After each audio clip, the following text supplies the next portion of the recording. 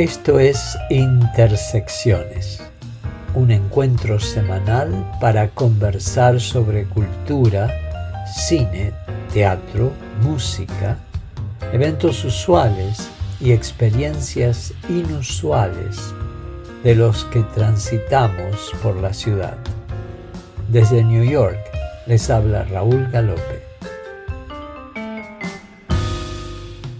Hola a todos y todas, bienvenidos a este episodio de nuestro podcast donde exploraremos temas sociales complejos, esperamos que con profundidad y sensibilidad. Hoy hablaremos sobre un tema crucial, pero muchas veces malentendido: el feminicidio. Tal vez han escuchado el término antes y se han preguntado qué lo hace diferente de otros homicidios. O quizás alguien les ha dicho que el feminicidio implica valorar más la vida de las mujeres que la de los hombres. Hoy desglosaremos estos puntos, aclararemos conceptos y entenderemos por qué el feminicidio no es solo un homicidio, sino una manifestación de un problema estructural. Acompáñenme durante los próximos 30 minutos para reflexionar juntos sobre este tema tan importante.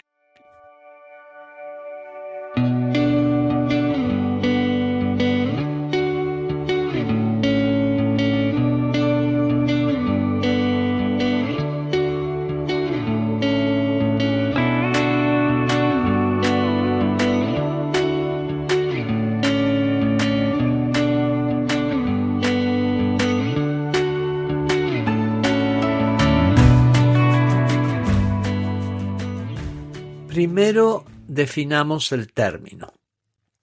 El feminicidio se refiere al asesinato de una mujer por razones de género.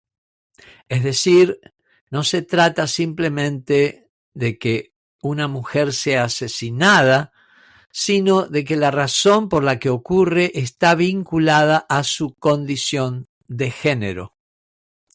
Esto incluye casos donde las mujeres son asesinadas por ser consideradas inferiores, por no cumplir con normas de conducta o por ser percibidas como propiedad.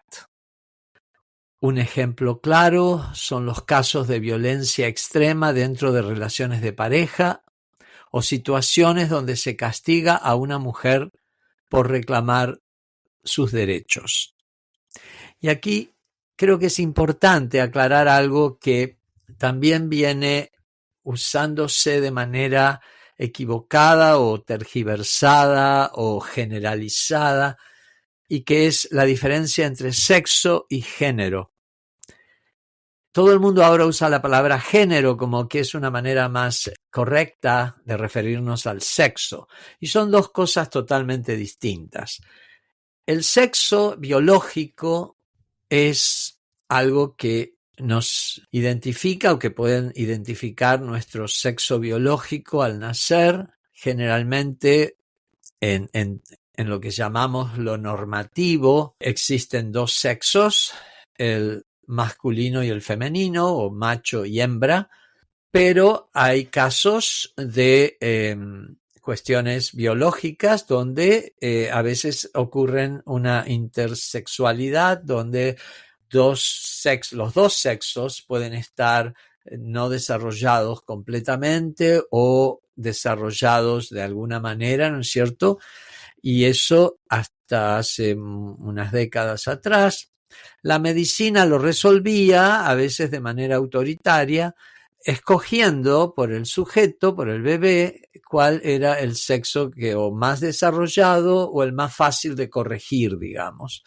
Y así es como se volvía a esa binariedad. Eso es sexo, es biológico y no es el debate que vamos a tener en este programa, pero quiero que quede claro que sí, es verdad, la biología puede tener una cierta objetividad que puede hacer que uno diga, sí, aquí estamos, ¿eh? En todo caso, podemos hablar de dos sexos y una posibilidad de intersexualidad por cuestiones que en algunas épocas se llamaban patológicas, en otras épocas se llamaron, bueno, es una característica del animal humano que tenemos que respetar, porque bueno, si la naturaleza así nos diseñó, es aceptable también. Pero no es lo que vamos a discutir en este programa. Aquí vamos a hablar de género. Y eso es lo que produce muchísima confusión cuando tratamos de meter en la palabra género el significado o la expectativa de lo que es el sexo, que son dos cosas distintas. El género es como nosotros recubrimos ese sexo biológico de acuerdo a normas culturales. Lo estoy simplificando, pero creo que es lo más fácil para poder ver la diferencia. O sea, en las distintas culturas, en las distintas épocas, el género era esa vestidura que graciosamente en español género también significa el material con el que está hecha la ropa, lo cual viene muy bien para poder entenderlo, ¿verdad? O sea, nos vestimos de acuerdo a ese sexo y entonces el hombre se viste de hombre no solamente con la ropa, sino también con ciertos comportamientos, con ciertas expectativas, con cierta manera de hablar, cierta manera de caminar. La mujer se viste de mujer. La mujer joven o la señorita se vestía de señorita, el muchacho joven o el mozo se vestía de mozo. En fin, cada uno se vestía de una manera de acuerdo a ese sexo. Pero también se vestía de esa manera, no solamente de acuerdo al sexo, sino también de acuerdo al rango social, a la clase social, a la educación, a la profesión. O sea, un juez se viste de juez, un sacerdote se viste de sacerdote. Y no es solamente por la ropa que llevamos, sino también por cómo nos presentamos frente a la sociedad. Y entonces, cada sociedad en cada época tenía expectativas diferentes de ese género. Quiero que quede claro porque esto es importante para ver de qué estamos hablando. No estamos hablando de sexo biológico, estamos hablando de género. Es verdad que hasta hace muy poco la expectativa de sexo género era lineal y entonces a la mujer, a la hembra, se le esperaba un comportamiento de mujer que tenía que entrar entre lo que se consideraba femenino y al hombre, al macho, se le esperaba un comportamiento de hombre y hombre significaba un montón de cosas, ¿no es cierto? Y esa era la expectativa. Cuando alguien no entra en esa expectativa, ya sea porque es una mujer que tiene ciertas ambiciones que están asociadas con lo masculino, o hay un hombre que tiene ciertas proclividades, llamémosle así, que están asociadas con lo femenino, eso hace que en ciertas sociedades o en ciertas culturas, hasta no hace muy poco, aún en la nuestra, se lo considerara extraño, se lo considerara no deseable y hasta despertara una cierta animosidad negativa que en muchos casos hasta la sociedad parecía que tenía derecho a escalar esa animosidad al nivel de la violencia. Y eso es precisamente, volviendo ahora al tema del feminicidio, lo que hace que por el solo hecho de ser percibida como mujer, este sujeto femenino, esta hembra, si quieren vamos a llamarlas como se llaman en España, este ser biológico de sexo femenino, si no cumple con ciertas expectativas sociales, la sociedad puede pensar que se la puede castigar. Y en algunas sociedades ese castigo puede ser brutal y hasta puede significar la pérdida de la vida por el solo hecho de ser mujer.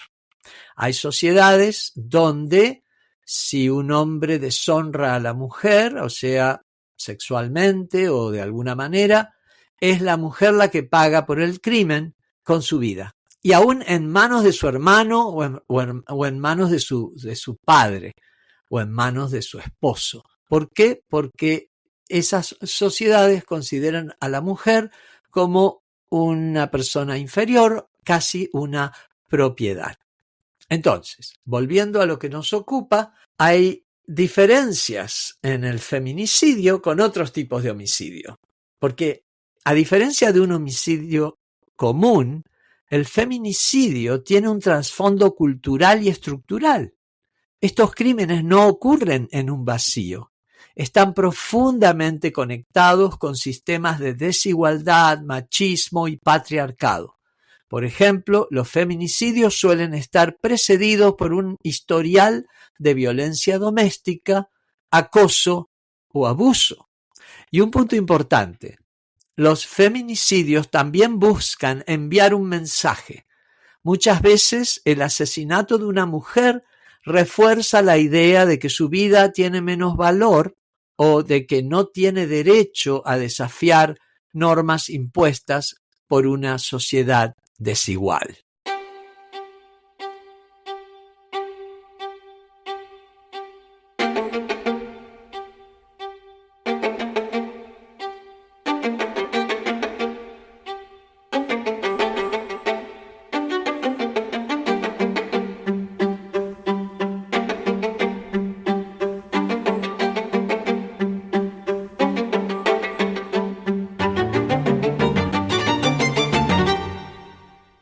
Ahora bien, ¿por qué es importante hablar del feminicidio de forma diferenciada? Porque al nombrarlo podemos reconocer su causa estructural y con ello generar estrategias específicas para prevenirlo. Si lo tratamos como un homicidio más, ignoramos las dinámicas sociales que perpetúan la violencia contra las mujeres. Visibilizar el feminicidio también tiene un impacto en las políticas públicas. Por ejemplo, permite desarrollar leyes más eficaces, como las que ya existen en algunos países que castigan de manera específica los crímenes de género. Y quiero aquí hacer una aclaración para que todo el mundo se quede tranquilo. El asesinato de una mujer no significa necesariamente que es un feminicidio. En algunos casos sí, en otros casos puede no serlo. O sea, si una mujer, porque tiene una posición de poder o una posición jerárquica, o simplemente es una disputa entre vecinos y hay un acto de violencia que se lleva la vida de esta mujer, pero no porque es mujer, sino no porque está en una relación de desigualdad con su esposo, con su amante, con su padre, sino simplemente porque, bueno, es una disputa entre empleados, entre vecinos, entre jefe y empleado que termina mal. Bueno, ahí es una mujer la víctima, pero no es un caso de feminicidio. Entonces, yo creo que es importante eso, porque no podemos, para evitar esta generalización que quizás en algunas sociedades se está haciendo por una cuestión de desinformación o de ignorancia, no podemos dejar de considerar algo tan importante como es el feminicidio, tan serio,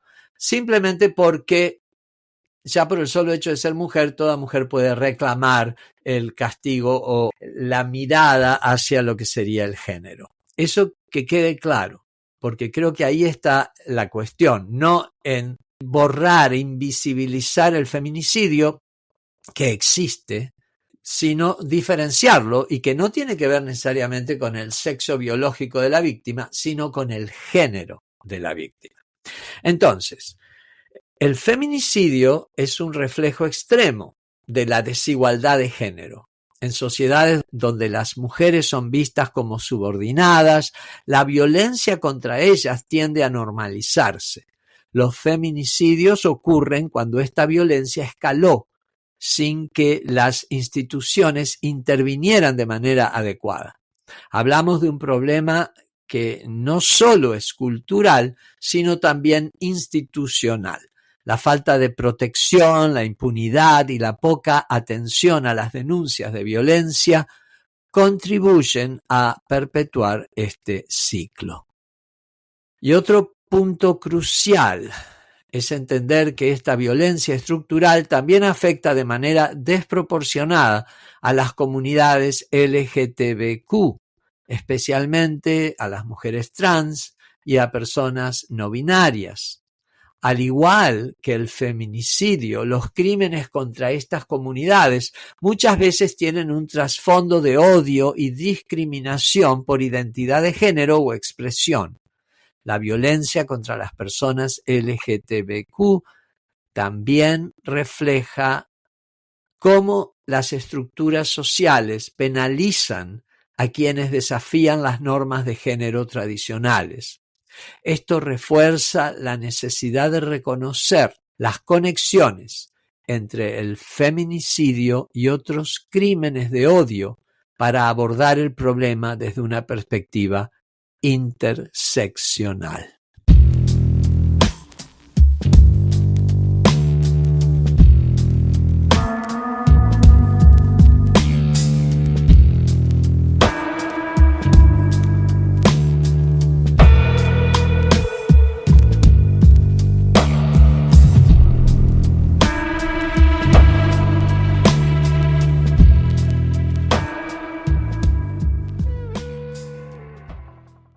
En conclusión, el feminicidio es más que un asesinato.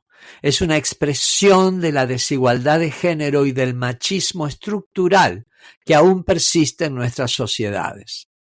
Reconocerlo y hablar de ello es el primer paso para enfrentarlo. Los invito a reflexionar sobre cómo podemos, como individuos y como sociedad, contribuir a la prevención de esta violencia. Denunciar, educarnos y exigir justicia son formas de empezar. También, y creo que esto es muy, muy, muy importante, evitar lo hiperbólico, evitar la exageración y evitar la sobregeneralización, porque tal vez este rechazo falaz en contra del feminicidio y de por qué no es importante o por qué ya está contemplado en los casos de homicidios generales, ¿no es cierto? Yo creo que el problema está en que no todas las mujeres víctimas de un crimen son víctimas de un feminicidio. Tenemos que entender eso. El feminicidio o el crimen de odio contra cuestiones de género, ya sea en mujeres o en comunidades de sexualidades críticas, no todos van a entrar en esa categorización. Tiene que darse en una situación específica. Y vamos a salir del género y entremos en otras identidades. Hay muchos grupos que son identificados por cuestiones políticas, religiosas, raciales, étnicas, dentro de una categorización que provoca en algunos casos malestar, en algunos casos una cierta sensación de desagrado y en algunos casos directamente de odio y de repulsión. Y entonces cuando se actúa contra una persona, no porque es una víctima casual, que se contemplaría dentro de los crímenes generales de una sociedad, sino esa persona es más vulnerable porque está siendo víctima y blanco de una discriminación que a veces es consciente y a veces es subconsciente. Entonces ahí es donde tenemos que ajustar nuestra mira, nuestro sentido común y nuestro sentido de justicia para comprender que sí, las mujeres víctimas de feminicidio, los hombres y mujeres y personas transexuales víctimas de discriminación por cuestiones de sexualidad o de género y toda persona, por su etnia, por su raza, por su religión, por su posición política, toda persona que es víctima de un odio indiscriminado o discriminado y discriminatorio por esa condición específica, debería tener una protección paralela, especial, si quieren, con una cierta interseccionalidad, pero debería tener una manera de protección que apunte a ese problema tan único. Así que bueno, con esta reflexión los dejo. Gracias por acompañarme en este episodio. Si les gustó el contenido, no olviden de compartirlo con los amigos y seguirnos en nuestras redes sociales. Y ahora me despido con un tema de Nova que viene al caso. Se llama Unafraid, o sea, sin miedo. Y ahí va. Con esto los dejo hasta la próxima semana. Gracias por conectarse. Take a chance and wait. Stay light as a feather, a feather. Shake away the weight. Cut what makes you tethered, tethered. Trust when you fall in every risk you take. Knowing redemption's always on its way. Let all the courage in you start to wake. Unafraid, unafraid, unafraid, unafraid, unafraid, I'm unafraid. Every second I'm raising up higher. Unafraid, I'm unafraid. Don't count the mistakes. Look for better measures, measures. Keep hope in your gaze. Hold truth as a treasure, treasure. Trust when you fall in every risk you take. Knowing redemption's always on its way. Let all the courage in you start to wake. Unafraid, unafraid, unafraid, unafraid, unafraid, I'm unafraid. Every second I'm raising up higher. Unafraid, I'm unafraid. Unafraid, unafraid, unafraid, I'm unafraid. Every second I'm raising up higher. Unafraid, I'm unafraid.